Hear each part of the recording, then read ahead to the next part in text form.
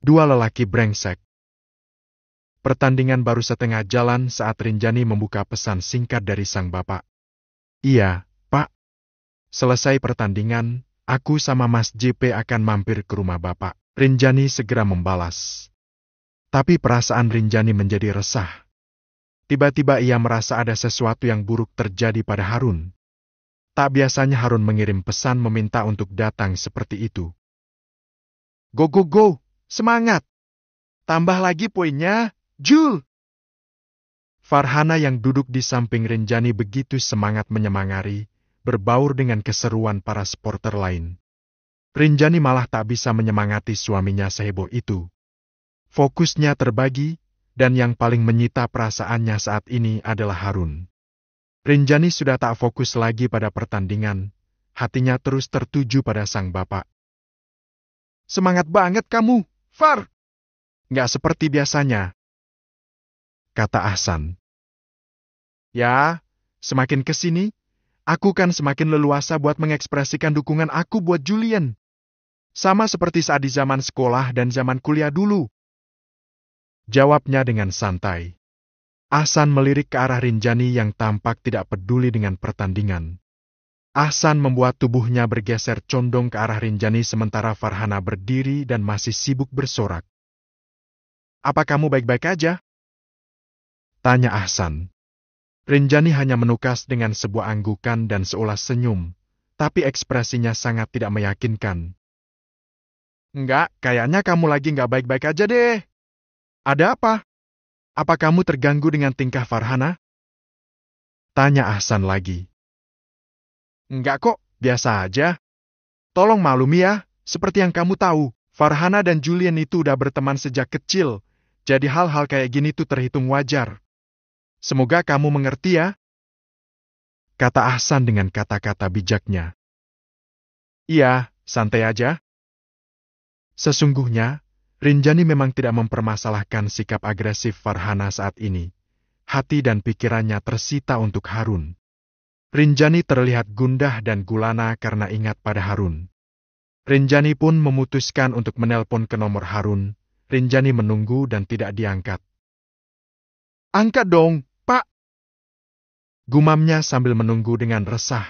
Panggilan kedua tetap tidak diangkat dan hal itu mendorong Rinjani untuk meninggalkan pertandingan sebelum selesai. Sebelum beranjak, Rinjani menatap ke arah lapangan dan Julian masih ada di sana dengan aksi-aksi memukaunya. Orang-orang juga begitu semangat menikmati pertandingan, hanya Rinjani sendiri yang merasa tidak semangat dalam situasi itu. Rinjani beranjak selagi orang-orang sibuk dan dia tidak berpamitan.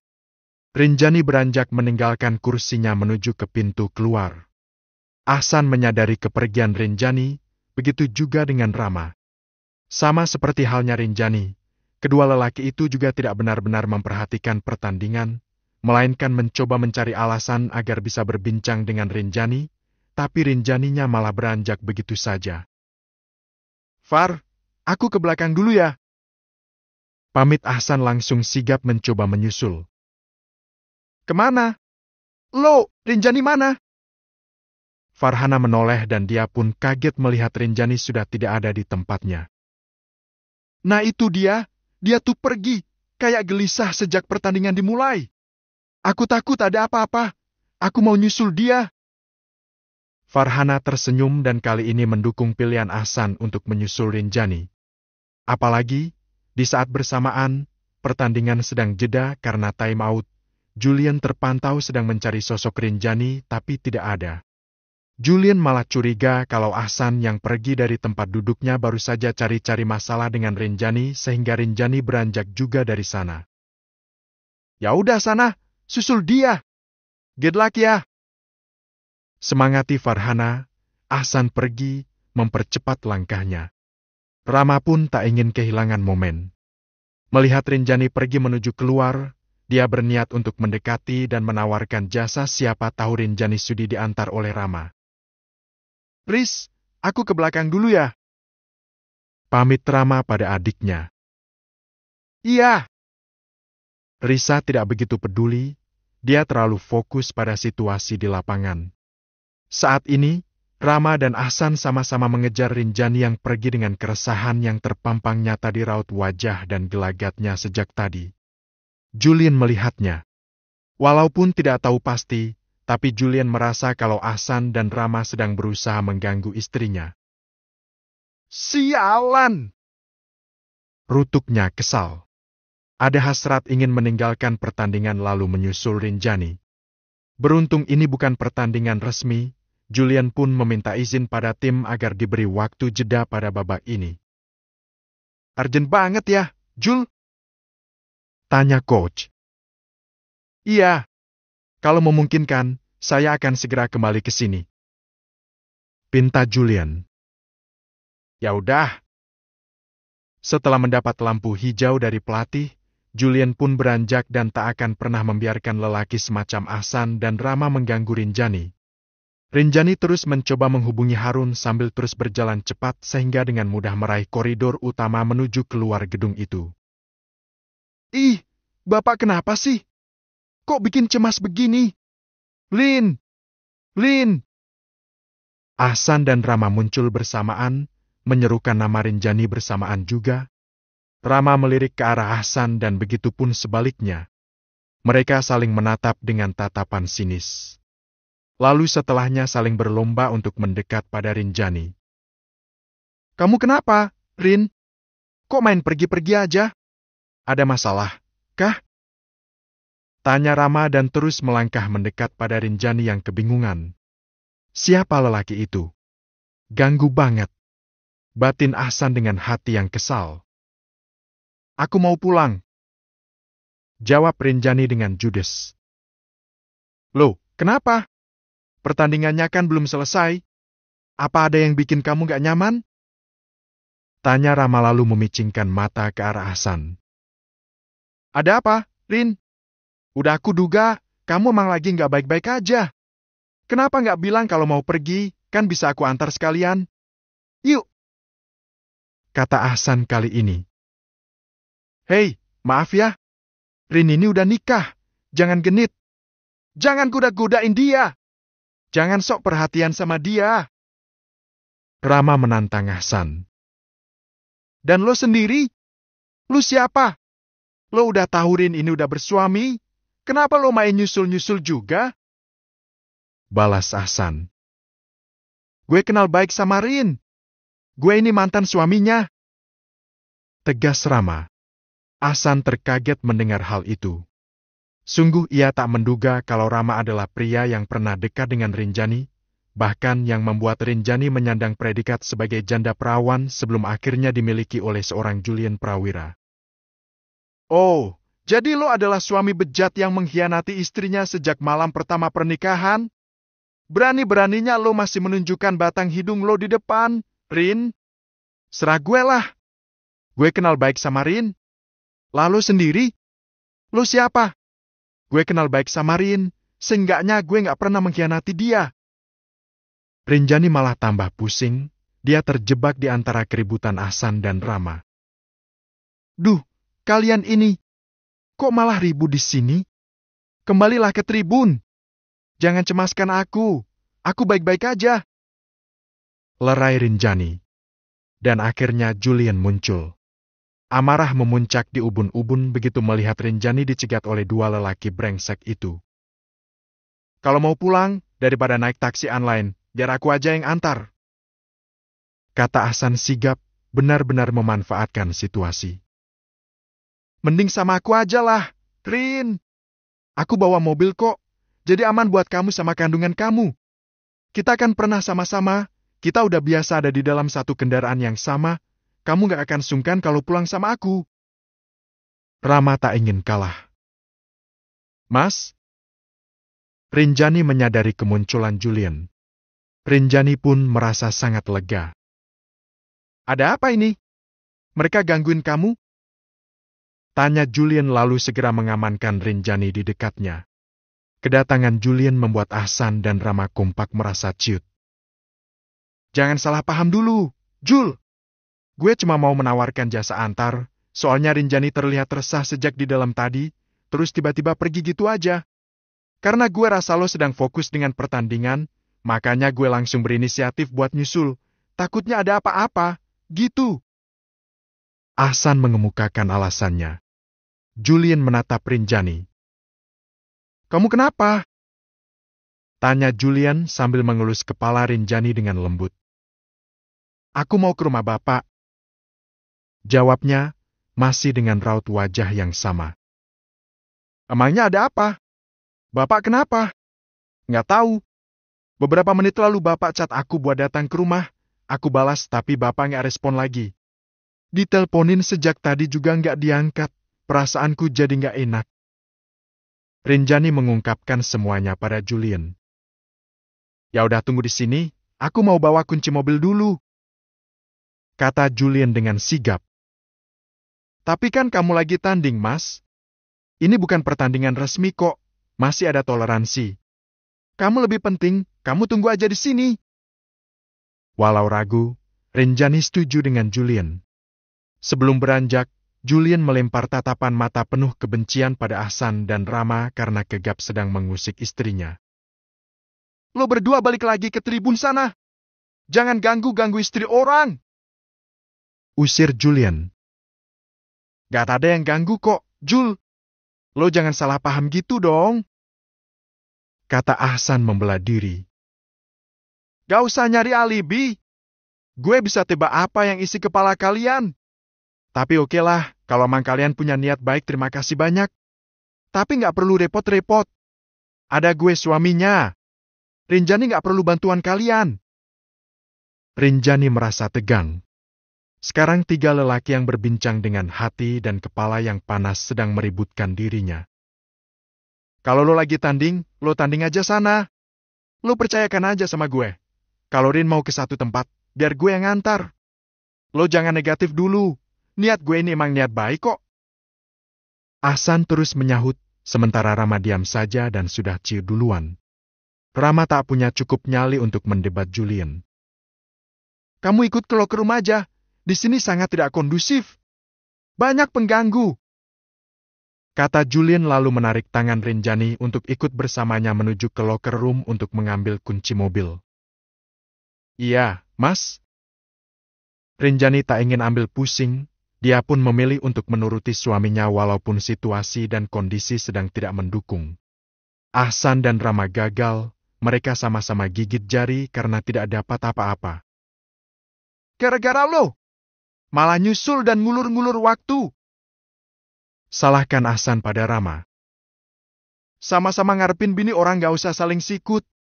Lo juga ngapain sok-sok nyusulin Rin? Dalah, males debat sama orang gak jelas kayak lu. Ahsan kesal dan beranjak sebelum semakin jauh ribut dengan Rama, sementara yang diributkan sudah pergi dengan suaminya sendiri. Lu yang gak jelas. Soraki Rama. Ahsan tak peduli. Rama tetap di tempat semula dan merasa harapannya sia-sia. Dia sampai mengabaikan anak dan istrinya hanya demi mengejar Rinjani lagi. Rama benar-benar menyesal karena pernah mengkhianati Rinjani. Ah, sial! Sia Aal! Untuk kali pertama Julian mangkir dari pertandingan yang belum selesai. Dia rasa, kecemasan Rinjani lebih utama untuk dia tangani. Julian mengoptimalkan kemampuan berkendaranya. Dia pun bisa lebih mudah sampai di rumah Harun. Pintu rumah terbuka lebar, ada beberapa tetangga di sana. Ada apa ya? Bapak kenapa? Gumam Rinjani dengan berjuta rasa yang bergelut di dalam hatinya. Rinjani langsung keluar dan setengah berlari menuju ke dalam rumah. Nah, itu Rinjani. Para tetangga lega melihat kedatangan Rinjani. Bapak saya? Bapak saya mana? Tanya Rinjani panik. Sebentar lagi emosinya akan meledak dan air matanya juga terus berdesakan untuk ditumpahkan. Pak Harun pingsan, Rin, barusan dibawa ke rumah sakit sama Pak Sarif, nunggu ambulans datang, takut kelamaan, makanya langsung dibawa paku mobil aja karena khawatir telah ditangani. Rinjani seketika lemas, untung para tetangga sigap menopang. Nah kan? Rin pasti ikut syok sama kabar ini. Jangan cemas, Rin. Berdoa aja, Pak Harun pasti baik-baik aja. Badannya masih hangat kok. Denyut nadinya juga masih terpantau stabil. Kamu jangan cemas ya. Tenangkan para tetangga. Julian juga merasakan rasa cemas yang sama. Bapak! Lirih Rinjani. Dia mulai menangis karena takut terjadi apa-apa dengan Harun. Udah, kamu duduk aja, tenang dulu ya. Biar saya buatkan kamu minum. Kamu nggak boleh sedih berlebihan, kasihan sama bayi kamu tenang aja, semuanya akan baik-baik aja kok. Aku mau langsung ke rumah sakit aja. Bapak dibawa ke rumah sakit mana? Para tetangga saling berpandang, mereka pun sangat mengerti dengan kemauan Rinjani saat ini. Ya sudah kalau begitu, biar saya telepon Pak Syarif dulu ya. Rinjani menunggu dan dia sedih sekali mengetahui kalau sang bapak ternyata memang sedang tidak baik-baik aja. Kamu kembali aja ke Senayan, Mas. Biar nanti aku minta antar sama salah satu tetangga aku. Kata Rinjani pada Julian. Enggak, aku yang akan antar kamu. Tegas Julian. Julian tidak peduli dengan yang lainnya saat ini. Julian tak peduli walau para fans sedang menunggu aksinya di lapangan. Walaupun Julian mendapat kesan buruk karena meninggalkan pertandingan, walaupun hanya pertandingan eksibisi, tapi Julian tak peduli akan hal itu. Dia akan tetap memprioritaskan istrinya. Ini, Rin. Pak Harun dibawa ke rumah sakit ini. Iya, terima kasih ya Bu, dan terima kasih buat semuanya karena udah sigap menolong bapak saya. Iya, Rin. Tadi kebetulan aja, saya mau mengantar undangan buat bapak kamu. Dipanggil-panggil nggak jawab dan pintu ruang nggak rapat. Saya masuk dan lihat Pak Harun udah pingsan dalam keadaan duduk di kursi. Rinjani tak mampu membayangkan hal itu, tapi dia bersyukur karena Harun masih sempat diselamatkan. Sekali lagi terima kasih banyak, Bu, ibu-ibu dan bapak-bapak semuanya. Iya, Rin. Sama-sama.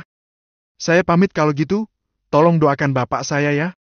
Iya, Rin. Pasti. Kamu hati-hati di jalan ya. Rinjani sedikit lega. Dia berharap kalau doa-doa para tetangga baik akan menolong keadaan Harun saat ini. Tanpa berlama-lama lagi, Rinjani dan Julian pun segera pergi meluncur ke rumah sakit tempat Harun dibawa oleh salah satu tetangga baik, mantan suami semalam. Pak Harun mengalami infak miokard atau lebih umum kita kenal sebagai serangan jantung. Ada pengentalan darah yang menyebabkan penyumbatan di arteri menuju ke jantung. Jantung berhenti berdetak karena tidak menerima pasokan oksigen dan itulah penyebab utama serangan jantung yang dialami oleh Pak Harun. Dokter menjelaskan kondisi Harun saat ini. Harun segera dilarikan ke unit gawat darurat dan menerima penanganan cepat. Diagnosa dokter sudah rilis dan ternyata Harun memiliki riwayat penyakit jantung yang bahkan Rinjani sendiri pun tidak tahu. Terus, tindakan apa yang sekarang harus diambil, Dok? Tanya Rinjani dengan wajah yang risau dan takut. Untuk saat ini, operasi bypass atau pemasangan ring belum diperlukan. Kondisi Pak Harun berangsur membaik dan masih dalam pengawasan kami. Pencegahan terbaik adalah pencegahan yang bisa dilakukan sehari-hari. Perbaiki pola makan, hindari asap rokok, kelola stres dan olahraga ringan yang rutin. Hati Rinjani bisa sedikit lebih lega mendengarnya. Baik, Dok. Terima kasih banyak. Untuk sementara, pasien belum bisa dibesuk, akan segera kami informasikan saat kondisinya sudah stabil kembali.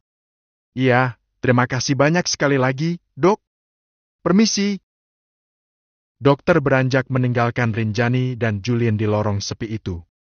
Masih ada rasa gundah dan takut tapi juga perasaan itu berangsur membaik setelah mendengar kalau Harun masih bisa diselamatkan.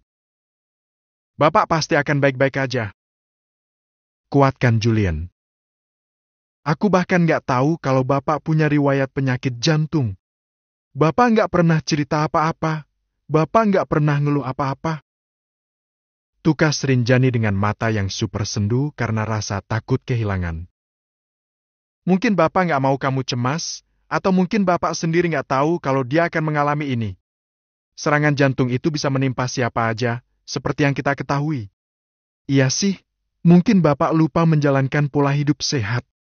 Gak ada yang ingetin Bapak. Aku juga udah mulai gak merhatiin Bapak lagi. Rinjani tampak menyesal. Sekarang kita udah tahu, kita harus mengawasi pola makan dan pola istirahatnya Bapak. Kalau perlu kita ajak Bapak tinggal di rumah kita. Rinjani sangat terharu dengan sikap Julian. Julian baik sekali, benar-benar penuh perhatian dan penuh pengertian.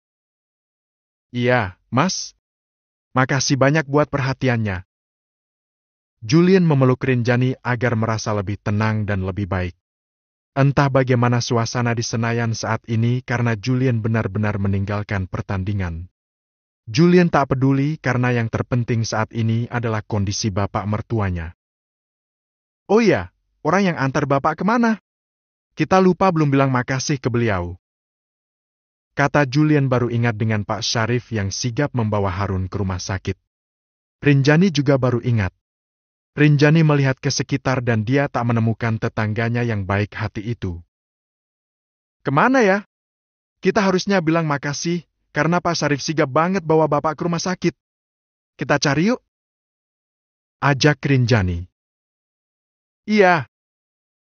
Julian menggandeng tangan Rinjani agar bisa berjalan stabil setelah tadi sempat drop karena terguncang.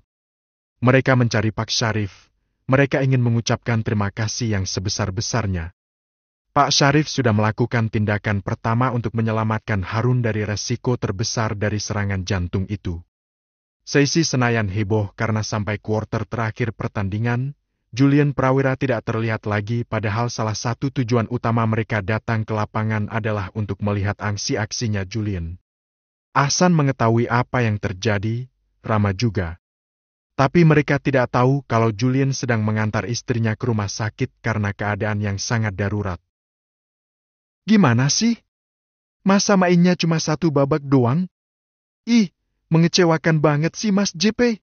Masa pemain terbaik kok nggak profesional begini? Nyebelin banget! Gerutu Risa kesal. Tidak ada sosok Julian, dia jadi tidak semangat untuk menonton. Rin kayaknya lagi mengalami masalah serius, tadi dia buru-buru mau pulang. Nggak tahu gimana aturannya, tapi JB datang dan antarin pergi. Sahut Rama, dia juga kehilangan semangat karena dia tak bisa memanfaatkan momen tadi untuk mengantar Rinjani. Karena duduk bersebelahan, Farhana ikut mendengarkan jawaban Rama. Kan? Dasar istri Luknut. Laknat banget si Rinjani.